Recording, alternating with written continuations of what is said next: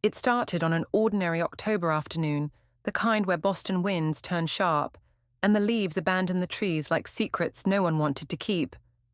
My name is Claire Bennett. I'm a trauma nurse at Central General Hospital. Or at least, I was before everything changed. That day, I had just finished another brutal 12-hour night shift. I was tired in a way only nurses understand: bones, aching eyes, dry mind buzzing from adrenaline and sorrow.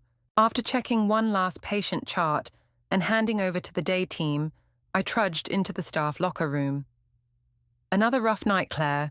asked Jennifer, our head nurse, her kind eyes soft with concern. I managed a tired smile. "Nothing new." "How about you?" She raised an eyebrow. "Any plans for the weekend? Please tell me you're taking time for yourself." I let out a quiet laugh. "My mum and sister are going shopping in New York. I'll be at home, wrangling laundry and battling dust bunnies." Jennifer frowned.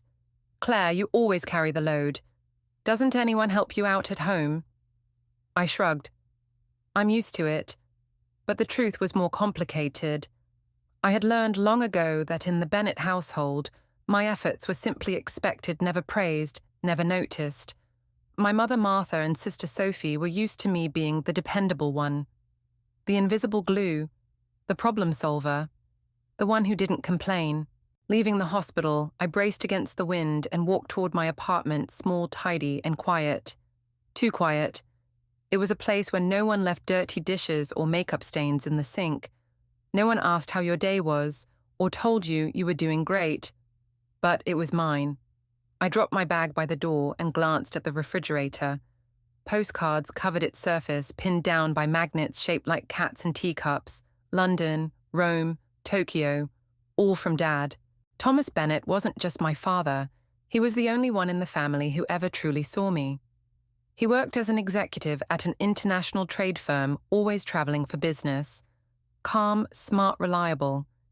He was everything my mother wasn't. When I told him I wanted to be a nurse, he didn't hesitate. "Claire, that's the most honorable path I can think of," he said. My mum, on the other hand, asked if I'd be making real money. The phone rang. "Claire."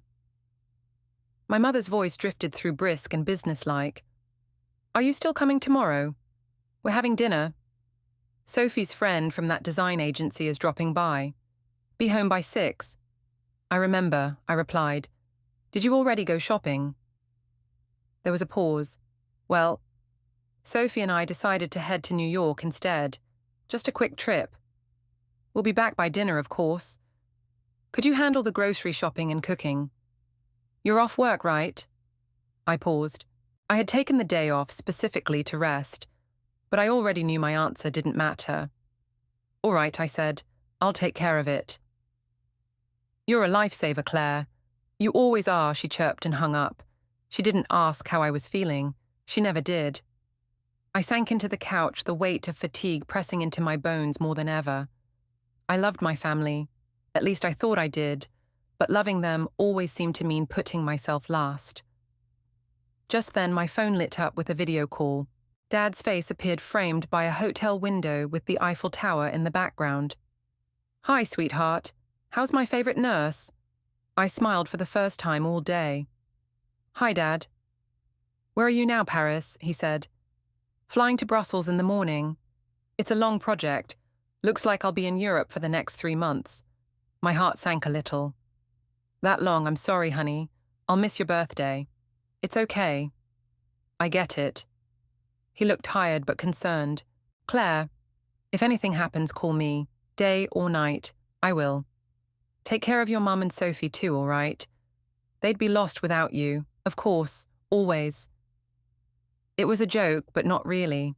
My dad knew maybe more than he ever let on, that the house stood upright, only because I kept propping it up. A week later, he flew out, and I went back to work. Days turned into nights. I barely saw the sun.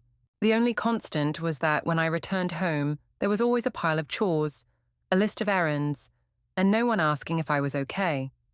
Then everything shattered. It was a rainy November morning, grey and slick. I had just clocked out after another night shift and was crossing the intersection near the hospital when it happened. A truck, huge red, barreling through a red light, came at me like a scream. There wasn't even time to react. The last thing I felt was the hard, wet pavement and silence. Flashes of sound came and went like being underwater. "She's one of ours, Claire Bennett. Multiple fractures, get all prepped now," is her emergency contact listed. Inside, the ER chaos danced like electricity. But even in the blur, one thing was clear. They were fighting to save me. A young nurse found my emergency contact. Her mother, Martha, she said, and dialed. The call connected. "Mrs. Bennett, this is Central General.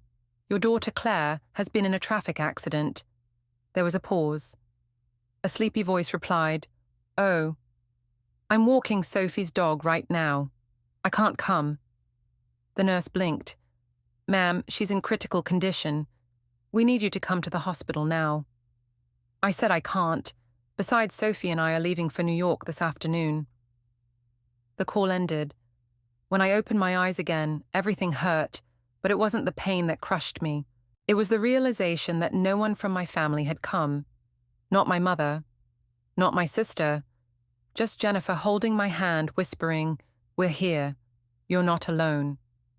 That made me cry. The hours passed in a haze of painkillers and hospital monitors. Even when I drifted in and out of consciousness, I could hear the soft beeping of machines keeping me tethered to life. Tubes ran from my arms. My chest ached with every breath. My head throbbed from the trauma. But worse than the physical pain was the emptiness. The absence of familiar voices. The absence of family. It had been more than a day. Still no sign of my mother. Still no word from Sophie. But Jennifer. She never left. She sat by my side, through her shifts and sometimes beyond them. She brought me warm compresses for my hands. She played soft music. She whispered, "You're doing great, Claire. Just hold on." By day 3, the doctors still weren't optimistic. "She might make it," I heard Dr. Martin say, "but she's still very fragile. Multiple internal injuries, brain swelling. We just have to take it hour by hour." I wanted to speak to ask for Dad, but my voice wouldn't come. My mind was screaming his name. Why hadn't he called? Where was he? Jennifer leaned in one afternoon and gently brushed the hair from my forehead. "We tried reaching your dad, Claire, but he's not listed on the emergency contact form. Only your mother. I'm so sorry. What that couldn't be. Dad had always said, 'Call me if anything happens,' and yet the hospital hadn't even been able to contact him because my mother hadn't listed him." That realization hit harder than the truck. Somewhere in my foggy thoughts, I began to suspect something wasn't right. Why would my mother hide the accident from him? She knew how close we were. And still, no one came. On the 5th day, I whispered a word that barely left my throat. "Dad." Jennifer looked up sharply. "Claire." "Can you say that again?" I squeezed her hand. Slowly, weakly. She leaned in. "Can you hear me? Move your finger if you can." I moved it just enough to make her cry. She grabbed a pen and a piece of paper. "Do you want me to call someone?" With trembling hands, I scrawled one sentence, "Contact Dad." Jennifer hesitated. "Your mum told us not to. But honestly, I don't care anymore." I nodded. "Do you have his number?" I tried to write it, but the pen fell from my hand. Instead, I wrote Dad's company. Her eyes lit up. "Okay, I'll find him. I promise."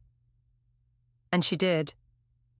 That night, while the machines around me hummed and the ICU lights dimmed to a dull glow, something inside me shifted. I wasn't going to be the quiet daughter anymore.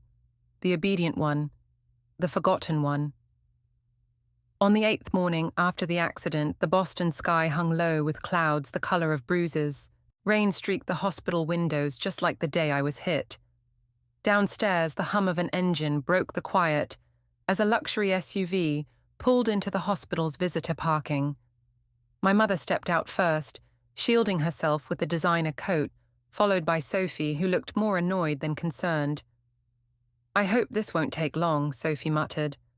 "We've got that spa appointment."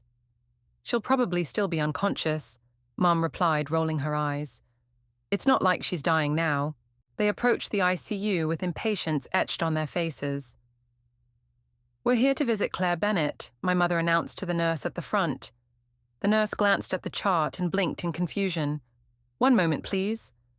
She led them down the hallway to the far corner of the unit. But when the curtain was drawn back, the bed was empty. The sheets were made. The machines were gone.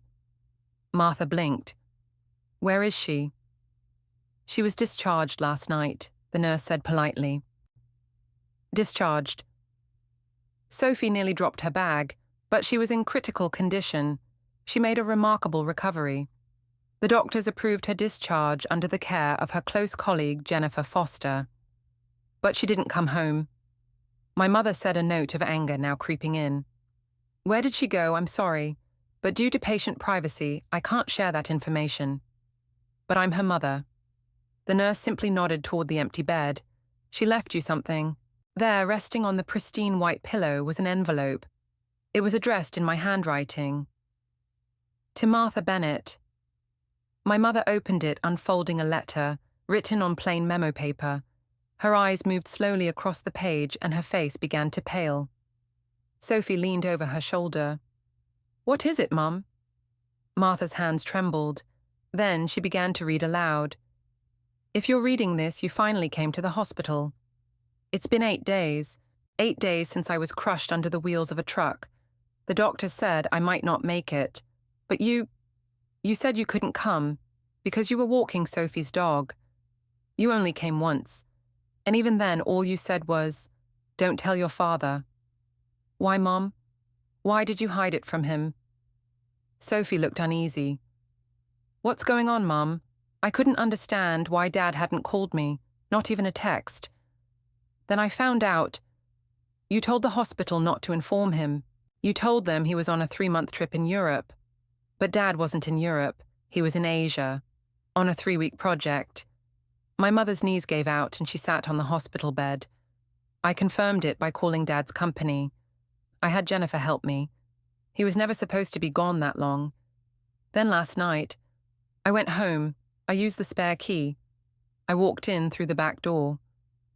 I was careful. I heard your voice, Mom, talking to a man. Sophie stiffened. What man? Martha didn't answer, but I did. You called him Joseph. Joseph Baker. You told him not to worry that Dad wouldn't be back for weeks. And then, you said something else. You said we had to keep it a secret, that Sophie isn't Dad's daughter. You said DNA doesn't lie. Sophie stared at my mother like she had been slapped. What is this? She whispered. What is she talking about? I gathered the evidence. I recorded the conversation. I copied your emails. I took the DNA test results. This morning I sent everything to Dad. He deserves to know the truth. Goodbye, Mom. Claire. When the letter ended, the room was silent. My mother's phone buzzed on the tray table. The screen flashed Thomas Bennett. She stared at it, her hands shaking.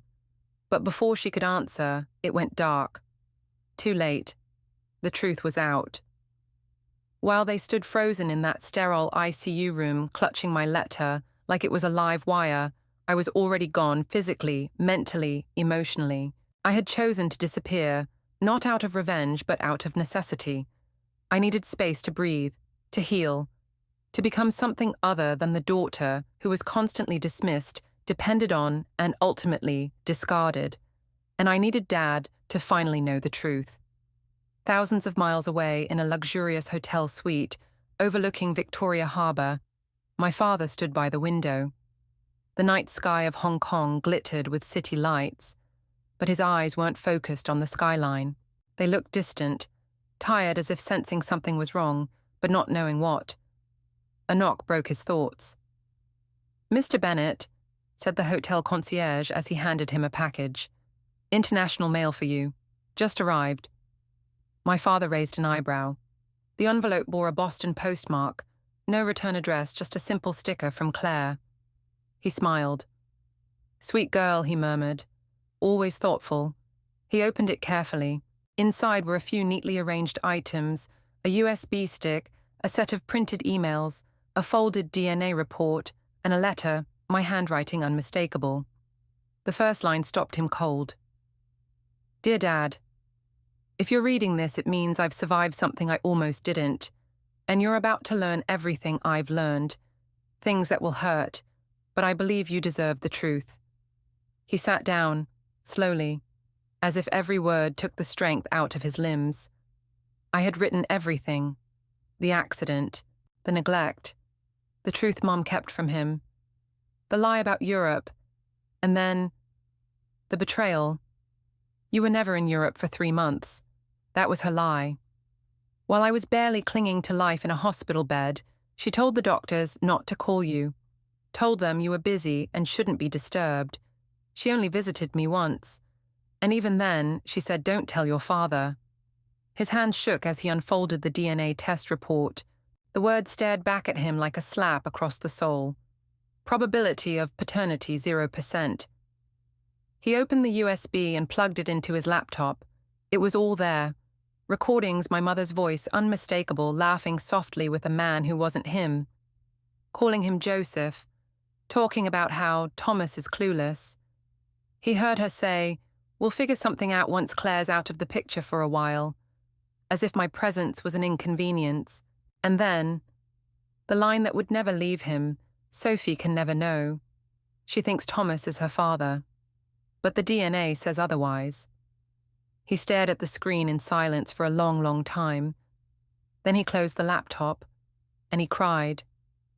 Not the kind of loud, dramatic sobbing that Hollywood loves to show, but the quiet kind. The kind where a man's whole body seems to cave in from grief. Where the realization isn't just betrayal, but the slow, painful erosion of a life he thought was real. The next day, Thomas Bennett boarded a flight back to Boston. 20 hours. No sleep. No appetite. Only rage. And sorrow.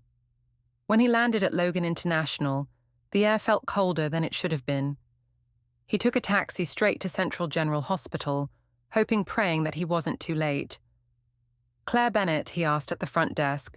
The nurse smiled gently. She's no longer here, sir. Discharged just last night. She's recovering at home. At home, he repeated, which home her colleague Jennifer Foster is taking care of her. He wrote down the address, thanked the nurse, and let out a breath he didn't realize he'd been holding. She was alive. His daughter, his real daughter, was alive. But before going to see me, he had one more stop. Home. When he stepped through the door of the house he had shared with my mother for nearly 3 decades, it didn't feel like home anymore. The walls, the photographs, the scent of familiar furniture, it all felt like a facade, like a perfectly arranged illusion designed to keep him asleep. And now he was wide awake. He found them in the living room. My mother and Sophie were surrounded by open boxes and packed bags. Thomas, my mother, gasped. What are you doing here? I thought you were landing tomorrow. Work finished early, he said, voice like steel. Sophie looked pale.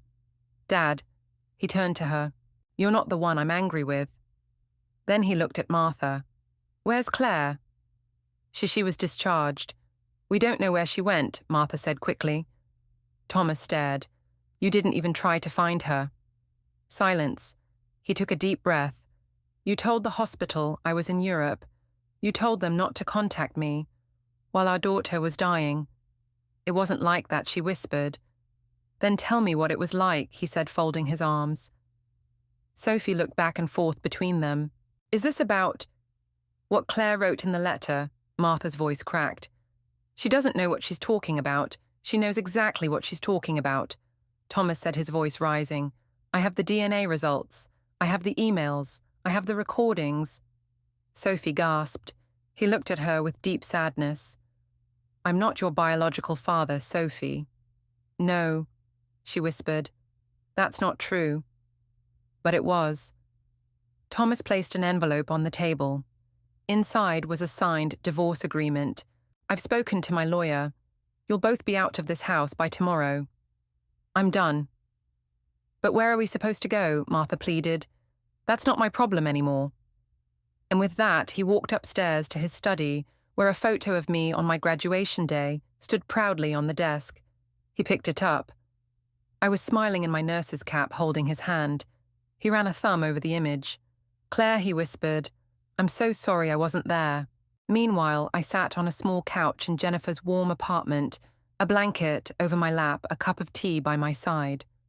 My body was still healing, ribs aching with every laugh, every cough, scars still fresh. But the fog in my mind had cleared. Jennifer opened the door when the knock came, and there he was, my dad. He looked older than I remembered, not in years but in grief, but his eyes were still the same.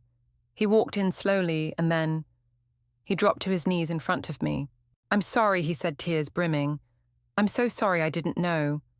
I reached for his hand, squeezing it with all the strength I had. "You do now," I whispered. I don't remember how long we stayed like that, his hand in mine, my fingers trembling from both weakness and release. But I do remember the way the silence in the room felt heavier than any words either of us could say. He looked at me, not like a burden, not like an obligation, but like a father finally seeing his daughter again.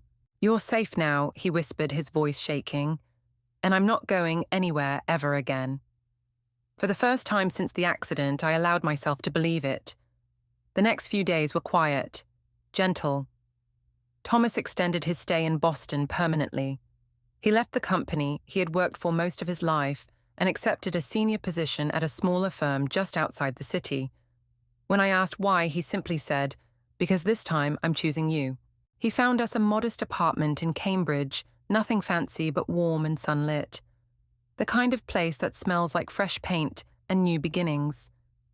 It had 2 bedrooms, one for me, and one he jokingly called his coffee office, because it had barely enough room for a desk and a shelf of mugs he insisted on collecting. We moved in together like roommates, figuring out life again. He handled the heavy lifting. I made slow laps around the living room, recovering strength. We hung the same photo from my nursing school graduation in the hallway, the one where we were both beaming when things still felt simple. Jennifer visited every evening. Sometimes she brought food, sometimes her sarcastic humor, sometimes just quiet companionship. And over dinners surrounded by laughter from the nurses who had sat by my bed when my own family hadn't, Dad would often say, "You saved my daughter. You showed me what real family looks like." One night after the dishes had been cleared and the apartment had grown quiet, I sat on the couch with Dad and asked the question that had been lingering. "Do you miss them?" He didn't pretend not to understand. He rubbed the bridge of his nose, thinking. "I miss who I thought they were," he said finally, "but not who they turned out to be." He paused. "I loved your mother. Or the version of her I believed in. I raised Sophie like my own, and maybe part of me always knew she wasn't biologically mine, but I chose to love her anyway." I looked at him, wondering how a man could be so strong and soft all at once. But what broke me, he continued, was not the affair. It was the choice they made when you were fighting for your life. To stay away. To lie. To leave you alone. He looked down at his hands. "I'll never forgive that." As for Martha and Sophie, the unraveling was swift and cruel in a way only karma can be. When Joseph Baker's wife discovered the affair, thanks to the same USB drive I had mailed anonymously to her law firm, he panicked. He didn't just leave Martha, he disappeared, shut off his phone, cancelled his lease, blocked her number. Martha, once so elegant in her boutique jackets and curated pearls, suddenly found herself alone. No husband, no lover, no house. She tried to contact Dad multiple times, once by email, twice by mail, 3 missed calls. None were returned.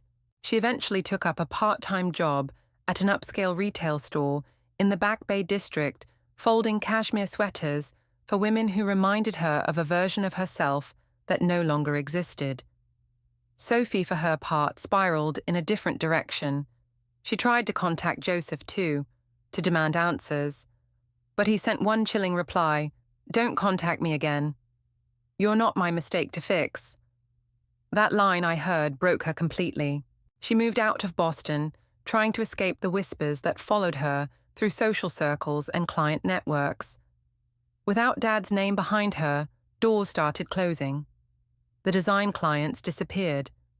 So did the spa invites, the social perks, and the veneer of success. She sent me a message once, not an apology, not even a confrontation.